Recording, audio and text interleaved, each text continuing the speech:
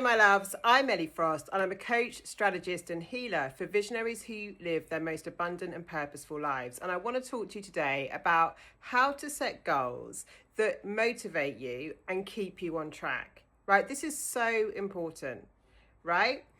So when we're setting goals, right? One is, if we don't set any goals, then we don't have any kind of direction that we're going in. We don't have a clear direction. So we're not likely to get there. The truth is, if you handle this process, right, in a good way, you will probably get more and exceed, in a good way, the goals that you have. But most people don't. So one, very common with my clients is you're not setting a goal that's big enough, right? Now, what's the right goal to set? The right goal is the one that inspires and motivates you.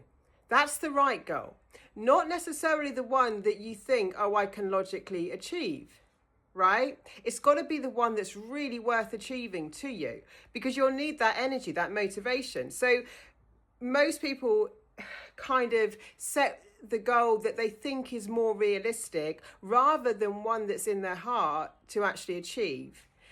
Both can work, but the challenge with setting the one that you think you can get rather than what you really truly in your heart want to achieve is most people that do that end up coming to me and saying, you know what, I settled. And you hear it all the time. I settled in my relationship. I settled in my career.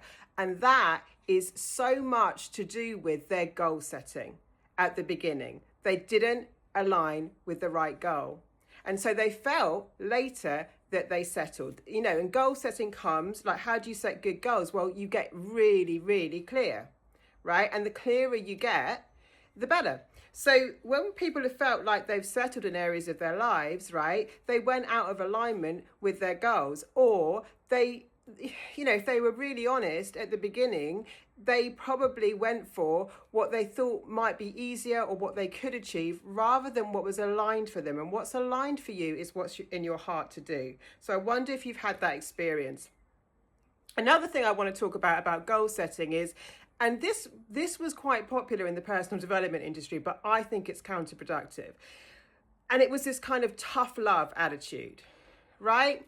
So it's kind of the idea that, say you want to lose weight, that you would maximize the problem.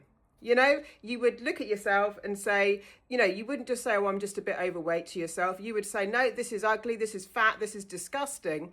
And you would try and motivate yourself by sort of maximizing the problem, right?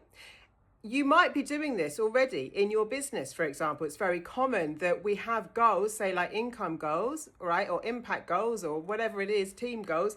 And we give ourselves the tough love, right? The problem with it is, with the tough love approach, is you will never feel happy or satisfied on the journey while you're in the mindset of tough love. So say it's losing weight. If I say, on the other side of it, the opposite of tough love, well, yeah, I'm not at my ideal weight, but I can still look good, I can still dress nicely, I can still feel attractive while I'm going to achieve that goal. So I'm not berating myself and criticizing myself. I have the ability to love myself and love the process. By doing that, I'm more likely to stay with the process. Otherwise, we're constantly putting our happiness, and our kind of fulfillment on when we achieve the goal, and then we're really going to have a miserable time on the journey. We do it, I've done it, I mean, a lot of people do it in their businesses all the time. We'll feel like a failure until we meet that goal, and we'll often put off enjoying our weight, our businesses, whatever it is we're doing, until we are going to achieve that goal. And that's like saying, well, I'll only be happy and I'll only deserve the things, that I want to enjoy when I'm my best self. But, becoming your best self is evolution and growth. It's so hot in here, sorry. It is hot in here today. It's evolution and growth, right? So it's not like, if we're going to live like that, then, and people say it all the time, I'm only going to get the relationship when I'm my best self, rather than understanding that that is an ongoing journey. And actually, you can receive love while you're healing. You can receive love while you're becoming your best self. And just your commitment to becoming that makes you a match for someone who wants to become that too. So I wonder if you can relate to any of this, right? But I really feel the softer approach, which would look more like, so on the tough love approach, say, let's use weight as an example because it's an easy one.